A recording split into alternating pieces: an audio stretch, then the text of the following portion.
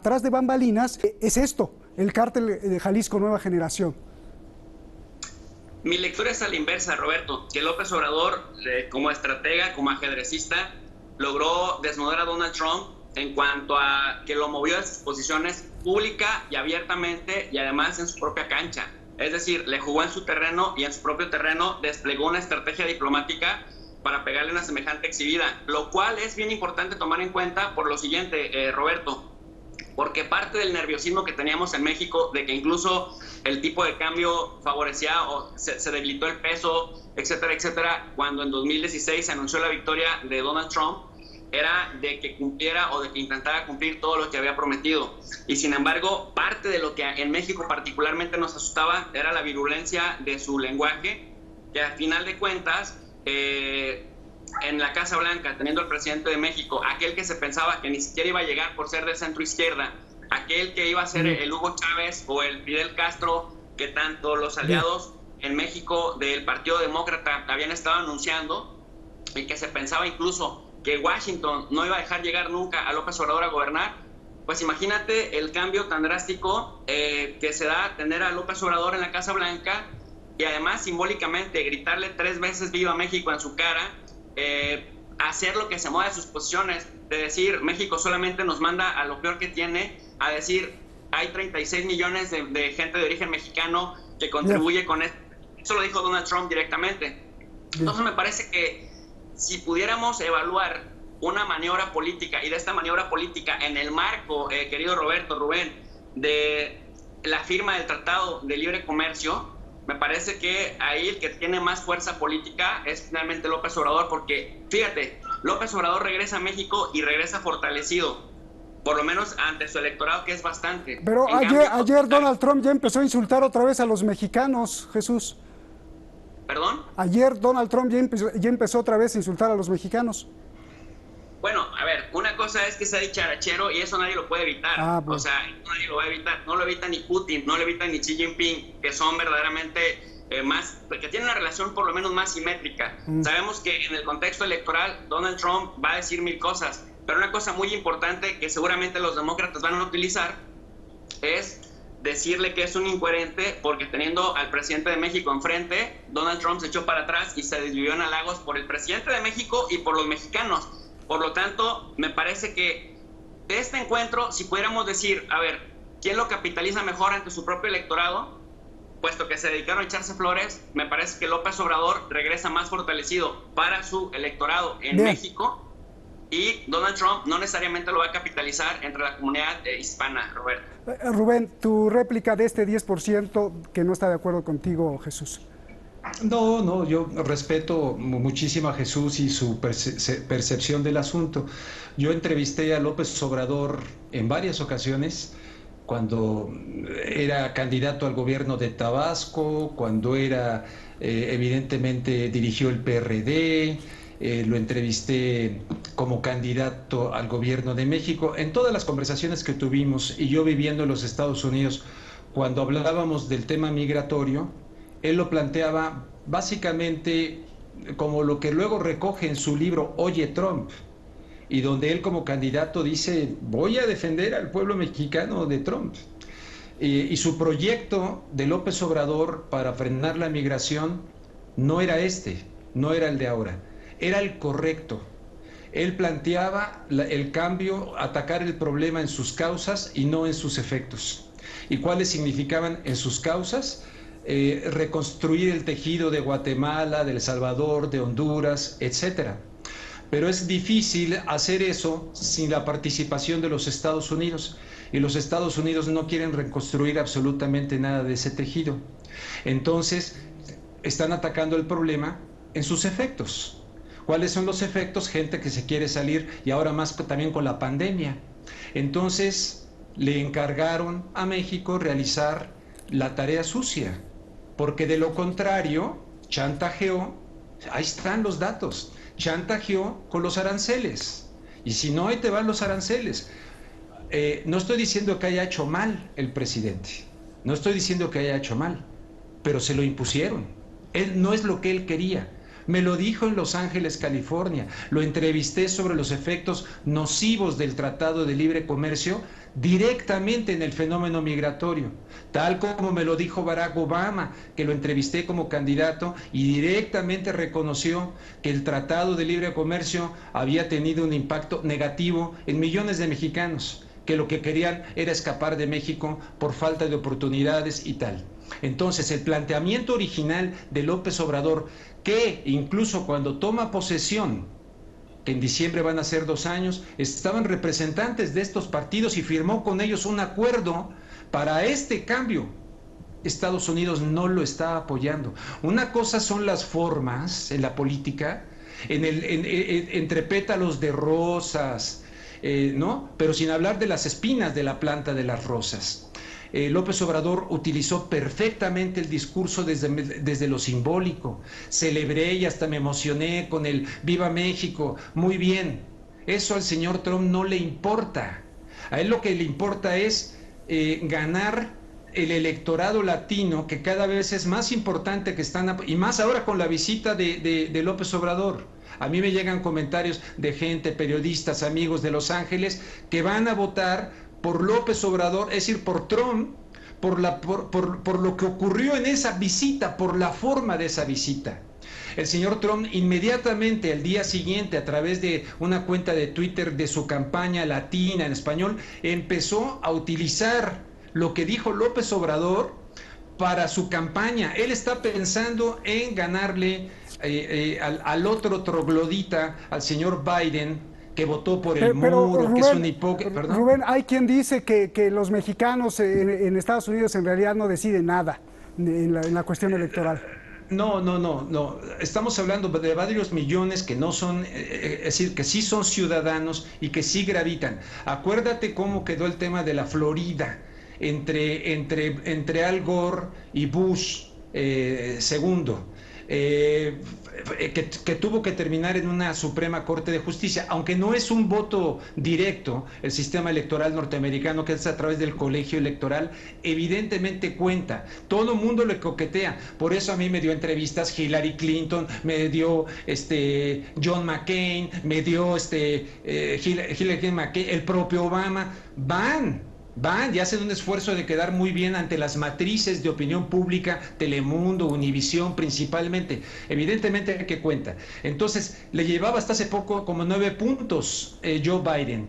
Entonces el señor Donald Trump está con triples discursos esquizofrénicos para su base dura, para los latinos, está utilizando la de López Obrador para la comunidad latina y luego ya revirtió lo de los Dreamers. Y efectivamente, como decía Jesús, de repente se refirió a los mexicanos es la hipocresía típica de la política en tiempos electorales.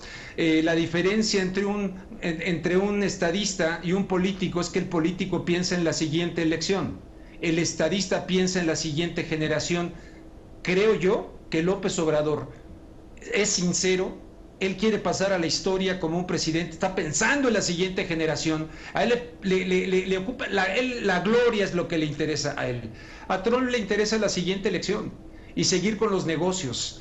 Claro que le interesa a López Obrador también la siguiente elección en México, y ese es el juego de la política.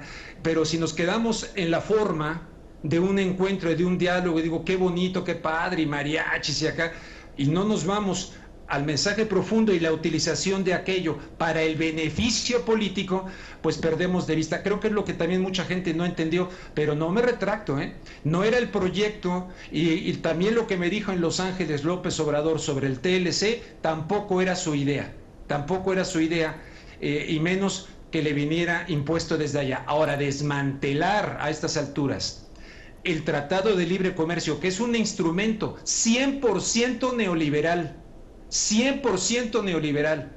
Me lo dijo Sachs Fernández, John Sachs Fernández. Me dijo, Rubén, si pasa este tratado, adiós cuarta transformación, en la dimensión que se plantea la cuarta transformación. Y entonces haremos una serie de cambios, la corrupción, esto, el otro, etcétera. pero Lorenzo Meyer, cuando el señor Trump empezó, y que sigue insultando, ahora dice, el muro, si no fuera por el muro estaríamos invadidos de COVID. Pues lo estás, güey, estás invadido de COVID. Ahora ya está echándole la culpa que si no, porque hubiéramos invadido de COVID de aquí para allá. O sea, a Trump hay que entenderlo como un bipolar, como un tipo que utiliza con una gran hipocresía, hombre. Tiene un profundo desprecio hacia todo, dijo hoyos de mierda de países centroamericanos. Y el señor Chris Kobach, que es el ideólogo del muro, es uno de los arquitectos de la ley SB de 70 de Arizona y es un tipo vinculado a la eugenesia. La eugenesia, esa práctica en Estados Unidos para la construcción de una raza superior que terminó en los hornos crematorios del señor Hitler. Bien. Detrás de Donald Trump hay un racismo profundo y el señor no va a cambiar. Está el destino manifiesto, se creen superiores, creen que los demás son una bola de animalitos que hay que administrar y él sabe dar el avión también y manipular para su conveniencia. Bien, a ver Rubén, antes de ir con Jesús, abrazos, no balazos, afirma el presidente López Obrador. De verdad que para mí y para yo creo que todo el mundo es para celebrar que haya una actitud así. Yo creo que no hay ningún líder en el mundo, ni siquiera Netanyahu, como citaste Jesús, hoy que en vez de palabras violentas y de confrontación, que creo que todos las usan, use las palabras de López Obrador de conciliación y hacer las paces. Me parece perfecto. Pero la pregunta, Rubén, es, ¿los narcotraficantes darán abrazos? ¿Entenderán esto? No, evidentemente que no. O sea, ellos no lo van a entender así. Abrazos, no balazos. Yo entiendo lo que dice López Obrador en términos, una vez más, este problema se tiene que atacar en sus causas, no en sus efectos. Pero mientras tanto, los efectos es que estos protagonistas están armados hasta los dientes, controlan, y se tendría que hacer ciertamente, como decía Jesús, no de manera unilateral, no únicamente de México, sino Estados Unidos, Canadá, Europa, porque todas estas empresas criminales están actuando como tal, como mafia, como bien dice el doctor Buscaglia. Entonces, hay que hacer una serie de cambios estructurales, de fondo e internacional, pero hay muchos que no están verdaderamente interesados en ello. ¿Por qué? Porque el narcotráfico, bueno, pues por favor, tengo aquí un libro maravilloso de un investigador, nunca lo citan, pero ahora no sé dónde está este libro, sobre la CIA y el narcotráfico, y la promoción que la CIA le ha dado al narcotráfico en diferentes partes del mundo. Si estuvieran todos estos centros de inteligencia, el Mossad, la CIA, todos verdaderamente unidos para combatir a estos cuates, terminan con ellos rápidamente, por favor. Son utilizados para diferentes intereses, así como lo de Daesh, exactamente, de la misma manera. Tenemos documentado cómo el señor de la sonrisa, Donald Trump, demócrata, jajaja, y la Hillary Clinton, son los responsables del estado de cómo está Libia hoy. Son los responsables de la cuestión de Siria con los famosos rebeldes moderados que los armaron también hasta los dientes. Y estos están tremendamente armados con este tipo de armas. O sea que no, aquí no tenemos que abrazos, no sé qué. Entiendo lo que plantea el presidente. Aquí tiene que haber inteligencia, no la guerra de Calderón. No la guerra de Calderón, pero si esto va a ser tutelado desde los Estados Unidos, me Río de Janeiro. México tiene que hacer un planteamiento de inteligencia militar, policíaca, pero ¿de dónde sacas a toda esa gente y que no estén coludidos? Yo personalmente fui a entrevistar a Guadalajara cuando lo de Jesús Gutiérrez Rebollo, el zar antidrogas mexicano que fue apresado, y que Ernesto Zedillo orden de aprehensión para otros militares. La hija de Rebollo me contactó y viajé con ojos vendados y tal a una casa de seguridad en Jalisco, fuera de Guadalajara, y entrevisté a los militares que me dijeron: lo que pasa está que están contra nosotros porque el señor Zedillo está apoyando a los de las metanfetaminas, los Amezcua creo que eran. O sea, estamos podridos de norte a sur de esto está coludido el narcotráfico por todas partes, a nivel de gobiernos estatales, de gobiernos municipales. Ese es el gran reto. Bien. Rubén, gracias. Yo me acuerdo, estuve hace unos años en Plataforma México, que es como la CIA de México, ya no se llama así, que lo cambiaron por el CISEN en la época de Calderón, y me decían es un búnker que está metido ahí adentro en una parte de la Ciudad de México, que cualquier operación que tú hicieras o de cualquier narco en cualquier parte del mundo, en cuestión de minutos podrían rastrear dónde estabas haciendo, qué estabas haciendo, cualquier compra. Entonces yo me preguntaba, bueno, ¿y por qué no agarran a los narcotraficantes, no? Jesús, abrazos, no balazos, afirma el presidente López Obrador. ¿Es metáfora o lo entenderán los narcotraficantes? Pórtense bien. Sí, pues mira, querido Roberto, ya lo decía Max Weber, Raymond Aron, George Bedel, Maurice Duverger, que el objeto de estudio de la política es el poder. Entender el poder es central porque desde la política, por otro lado, son medidas discrecionales en un proceso para resolver algo, es decir, se toman decisiones de acuerdo al contexto en el que se tenga. Y una cosa es lo que se quiere y otra cosa es lo que se puede. En ese sentido, querido Roberto, me parece que tanto el libro, por ejemplo, de Oye Trump, y como el abrazo no balazos, hay que entenderlos en un contexto muy particular. Es un contexto electoral en el cual había una falta de liderazgo, había un menosprecio o un desprecio de la gente por quienes nos gobernaban, pues prácticamente durante todo el siglo XXI y buena parte del siglo XX hasta el año 2017, la política está muy desacreditada y de alguna manera López Obrador venía a llenar ese vacío o esa falta de liderazgo. Tanto con respecto a Estados Unidos, que recordemos que Donald Trump, tiro por viaje, humillaba a Enrique Peña Nieto, lo maltrataba bastante, y por eso hablaba yo de la beligerancia. También Donald Trump en un contexto electoral, que después ya como presidente, pues agarró de bajada a Peña Nieto. Entonces el Oye Trump es una respuesta un poco contextual a eso, en un momento en el que también este señor se estaba jugando su elección más importante, que es o desapareces de la política y te vas muy lejos a tu rancho en Tabasco, o sales adelante y te conviertes en presidente y por lo menos intentas hacer lo que puedes con lo que tienes. Me parece que en ese matiz se circunscribe tanto el abrazo no balazos como el Oye Trump.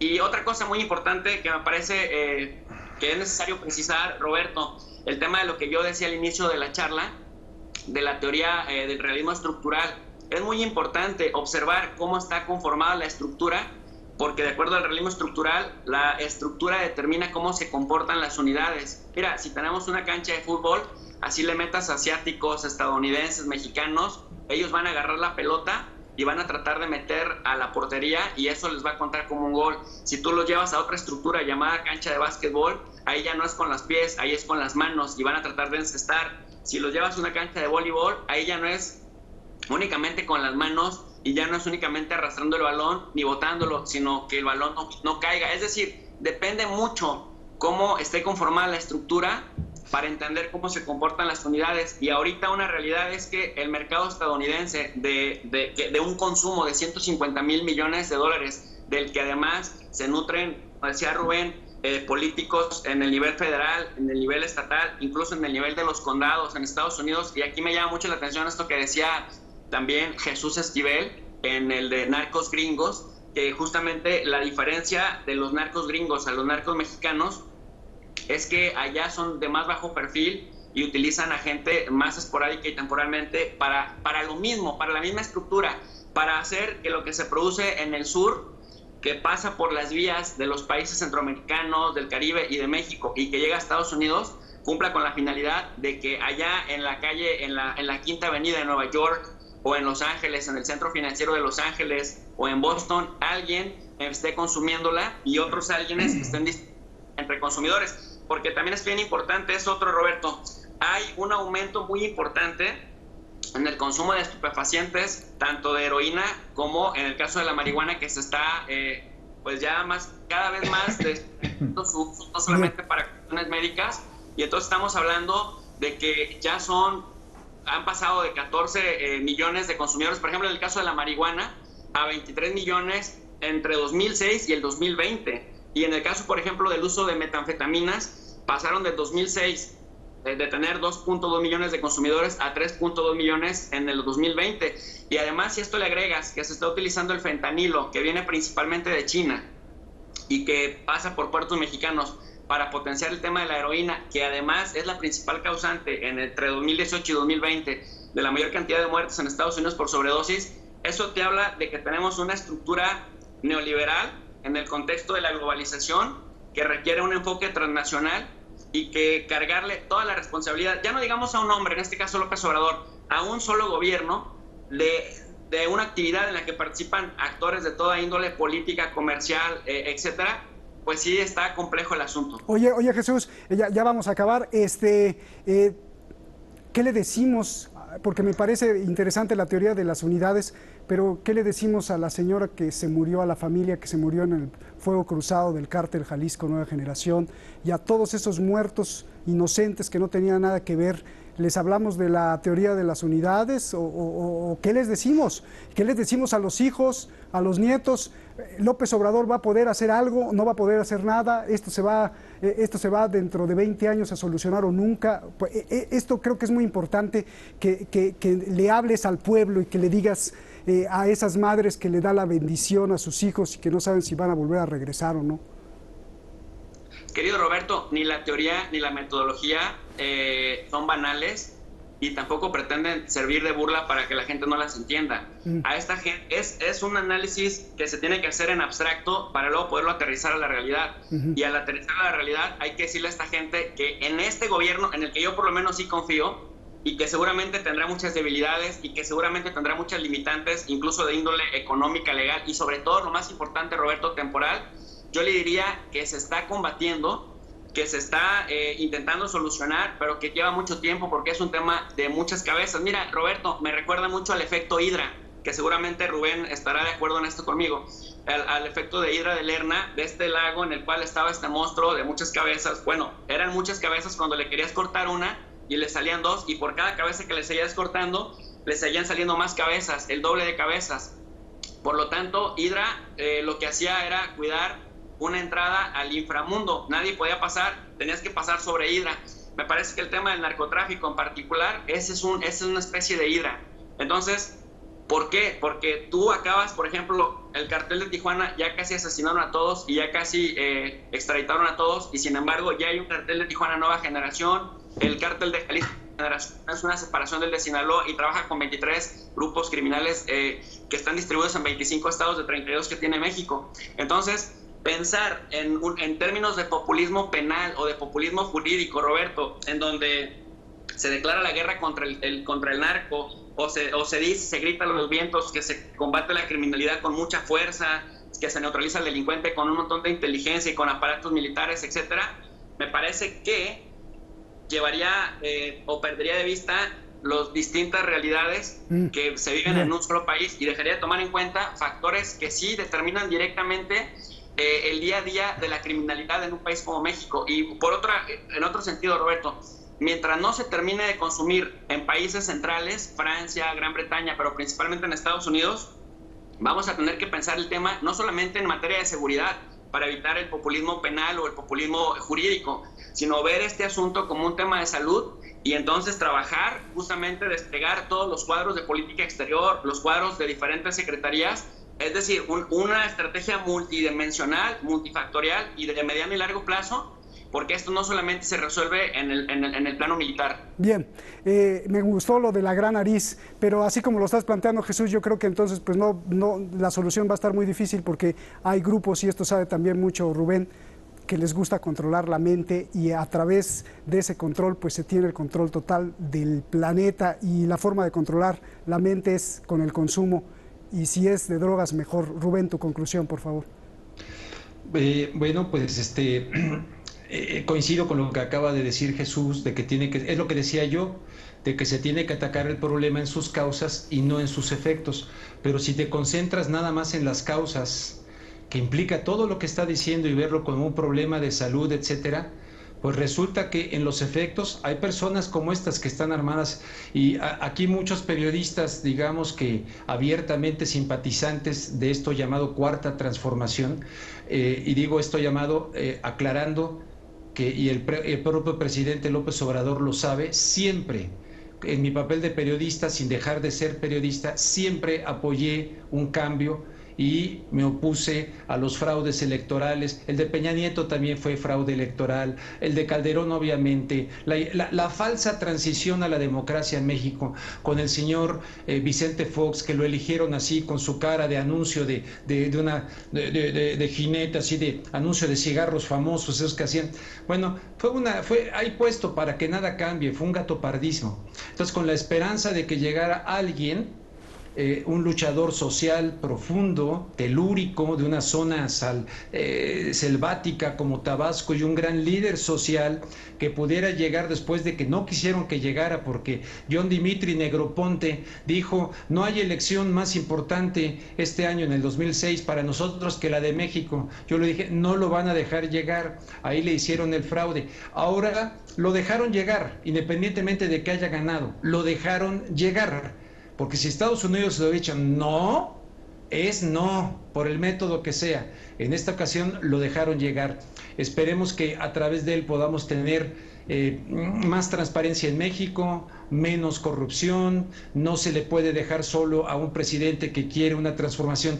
Pero si vemos la realidad del asunto, pues sigue siendo vigente aquello de pobre México, tan lejos de Dios y tan cerca de los Estados Unidos, que se le atribuye a Porfirio Díaz. Entonces, estamos en un momento dado de encrucijada, y luego vino la pandemia, que es otro factor, ¿verdad? Ayer hablaba Marcelo Ebrard de que están trabajando intensamente para la vacuna de Bill Gates. Y híjole, si quieres otro día le entramos a ese tema. Muy bien. Pues muchas gracias. Gracias, Jesús. Se hizo posible. Jesús, gracias. Gracias, Rubén. Saludos. Gracias a los dos. Dos grandes aquí en Detrás de la Razón. Muchísimas gracias. Gracias. Gracias, de verdad. La preparación de las Fuerzas Armadas de México es de vanguardia, ¿eh? Usted la va a ver ahí en las imágenes. La Marina, el Ejército, la Fuerza Aérea. Pero de nada sirve que estos valientes militares den su vida si hay corrupción. Tan simple. Y esto aplica a su país y a todos los países del mundo. Buenas noches, los dejo. Los dejo con eso, claro. Vean.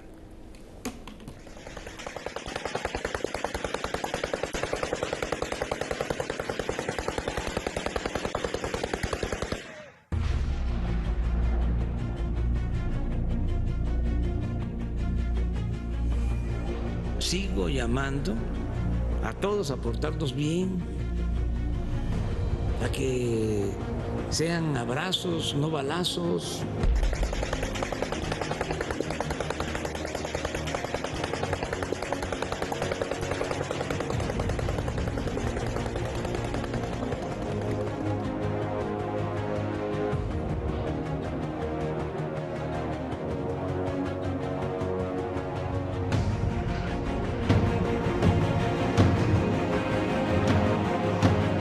Entonces ya no hay impunidad.